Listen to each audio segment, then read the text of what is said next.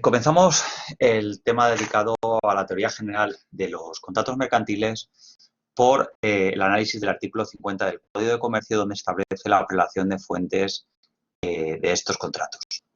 El artículo 50 del Código de Comercio modifica la apelación de fuentes del artículo 2 del Código de Comercio que visteis en Mercantil 1 para establecer que, en primer lugar, regirá la legislación especial contenido en el Código de Comercio o en leyes especiales, y por detrás no aparece la mención a los usos mercantiles, sino directamente aparece el derecho común. Por lo tanto, primera regulación, en primer lugar la regulación especial, en segundo lugar el derecho común.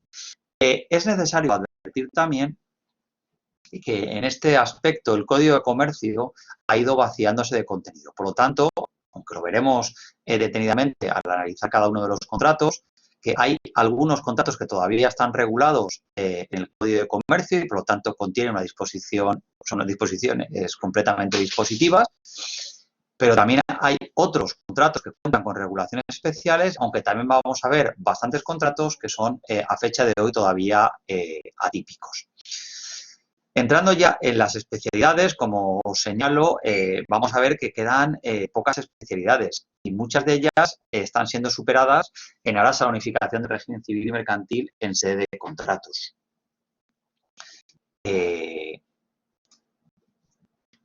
Empezando por la representación, en materia de representación mercantil hemos de mencionar diversas especialidades.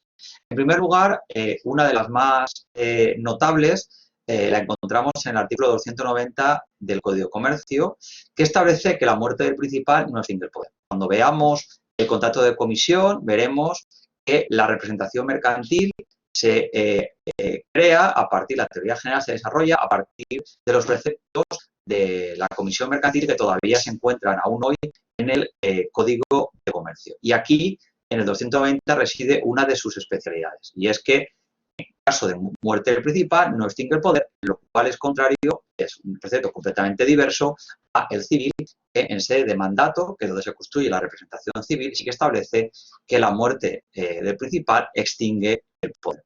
¿Por qué en el 290 se establece esta especialidad? Porque es la forma de garantizar la continuidad de la actividad.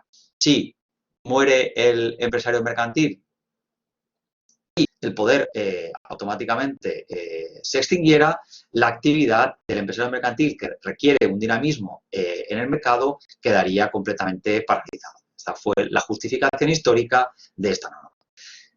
Una norma también muy importante se contiene también en el artículo 22 del Código de Comercio, donde se establece que los poderes generales se inscribirán en el registro mercantil. Esto en la práctica tiene mucha significación. ¿Por qué? Porque es posible que existan poderes no inscritos en el registro mercantil. ¿Qué ventajas nos da que el poder esté inscrito en el registro mercantil? Las ventajas que nos ofrece es, en primer lugar, conocer con precisión cuál es el ámbito de ese poder de representación. En segundo lugar, esos poderes van a ser calificados por el registrador mercantil, con lo cual tendremos la certeza tendremos una presunción de legalidad que confiere esa calificación del registrador mercantil. Pero también, y este es probablemente uno de los argumentos de mayor peso, conoceremos con precisión si los poderes están o no están en vigor, porque en el caso de que sean revocados deberán inscribirse en el registro mercantil. Pues claro, nosotros podemos ver ahora unos poderes generales que se dieron hace 5 años, pero la duda que nos surge inmediatamente es, ¿están actualmente en vigor? Bueno, sí, están inscritos en el registro mercantil, ya conocéis el artículo 21 que establece la presunción y la eficacia del registro mercantil, de tal manera que si están inscritos, ¿vale? Cualquier tercero de buena fe puede dar por válida esa inscripción, aunque luego hayan sido en la esfera privada revocados, tienen esa eficacia vinculante, ¿vale? Pero si son unos poderes que no están inscritos, no tendremos nunca la certidumbre de que están en vigor. Deciros que, como indica el artículo 22, los poderes que van a ser inscritos son los generales, no los particulares. Pueden haber poderes particulares, pero esos no van a acceder al registro mercantil. Los que se tienen que inscribir son los generales. Me refiero a generales los que tienen un ámbito de facultades amplio. Hay algunos, por ejemplo, lo que se llaman poderes para bancos, que esos simplemente apoderan pues, para abrir cuentas corrientes, para trabajar con bancos, por ejemplo, los que tienen a veces los financieros. Esos no están inscritos en el registro mercantil y, por lo tanto, no tienen las características que acabamos de ver. Bueno, por último, también mencionar que los artículos 275 y siguientes del Código de Comercio, donde se contiene, ya digo, la regulación de la Comisión Mercantil, que es de donde se construye la teoría general, también son preceptos que lo que han buscado siempre es garantizar la seguridad jurídica, y ha dicho es uno de los elementos definitorios de nuestra disciplina, el derecho mercantil. En cuanto a la forma de los contratos, en el artículo 51 del Código de Comercio establece el principio general de libertad de forma. Es decir, que los contratos mercantiles no requieren forma escrita, salvo que una norma diga evidentemente lo contrario. Pero si no se dice nada, el contrato verbal es válido. Otra cosa, y lo digo porque esto tiene mucha trascendencia en la práctica, es la prueba. La forma lo que nos ayuda es a probar. Pero los contratos verbales son plenamente eficaces. En sede de perfección, hemos de mencionar el artículo 54 del Código de Comercio, que establece cuándo se perfecciona un contrato entre ausentes. ¿Vale? Aquí hemos de mencionar que se ha producido una unificación, tal y como hemos mencionado anteriormente. Es uno de los ejemplos más recientes de unificación del régimen civil y el régimen mercantil. Anteriormente había disparidad entre ambas regulaciones, pero fue reformado por el legislador y ahora se acoge la teoría del conocimiento. Concretamente, el artículo 54 del Código de Comercio tiene la misma redacción que el 1262 del Código Civil, nos dice, hallándose en lugares distintos el que hizo la oferta y el que la aceptó, hay consentimiento desde que el oferente conoce la aceptación. Es decir, que no es suficiente el emitir la oferta, ni siquiera la recepción, sino que ha de conocer la aceptación. Aunque, y esta es la garantía de seguridad jurídica, también el 54 nos dice que existirá desde que habiéndose remitido esa oferta contractual, el aceptante no puede ignorarla sin haber faltado al principio de buena fe. Por lo tanto, en principio, teoría de conocimiento, pero con la cautela de que si la ha recibido, no puede haber mala fe en esta recepción. Insisto, siempre buscando la seguridad jurídica. Y luego, el mismo precepto, en su segunda parte, habla de que cuando los contratos han sido celebrados mediante dispositivos automáticos, se consideran perfeccionados desde que se manifiesta la aceptación. Ten en cuenta que a ser dispositivos automáticos el conocimiento lo hace una máquina, vamos a decirlo así, y por lo tanto debe de producirse de una manera automática. Por eso se anticipa el momento de la perfección a la manifestación de la aceptación.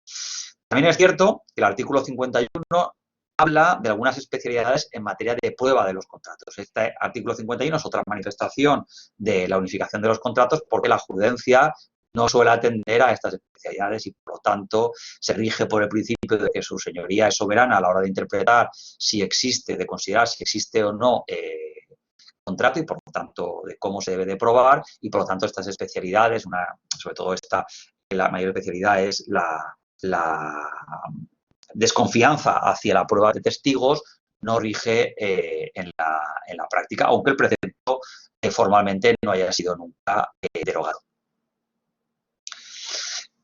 Bien, en cuanto al valor de silencio, deciros que, en principio, el mero silencio no produce obligaciones. Para que exista un contrato hace falta una oferta y una aceptación. El hecho de que se produzca la oferta sin ser aceptada en sí mismo no produce, insisto, que surja ninguna obligación ni ningún contrato. Esta es la teoría general. Bien, no obstante, y es por lo que se trae esta especialidad aquí, sí que hay determinados supuestos en los cuales sí que se va a exigir un comportamiento y en ese caso, es decir, en el caso de que exigiéndose un comportamiento no se manifieste, sí que va a haber algunas consecuencias. En este punto, pues traigo a colación dos ejemplos. El primero es que si se ha pagado una deuda pecuniaria mediante transferencia y quien recibe la transferencia no se manifiesta en contra, se entiende la deuda pagada. Sabéis, lo hemos visto ya, que el artículo 1150 del Código Civil, volvemos otra vez al mismo precepto, veis la importancia que tiene, dice que en principio se hará el pago en efectivo. Ahora bien, si se paga la transferencia, ¿vale? Y el acreedor no se manifiesta en contrario respecto de este instrumento, de este medio de pago, la deuda se encuentra saldada. Otra especialidad que también podríamos mencionar es la que se contiene en el artículo 248 del Código de Comercio respecto a la comisión. Nos dice que si se le efectúa a un comisionista un encargo y éste ni acepta ni rehúsa, responderá de los perjuicios que haya podido ocasionar. ¿Por qué? Porque el comisionista es un empresario mercantil y, por lo tanto, un empresario de que se espera un comportamiento.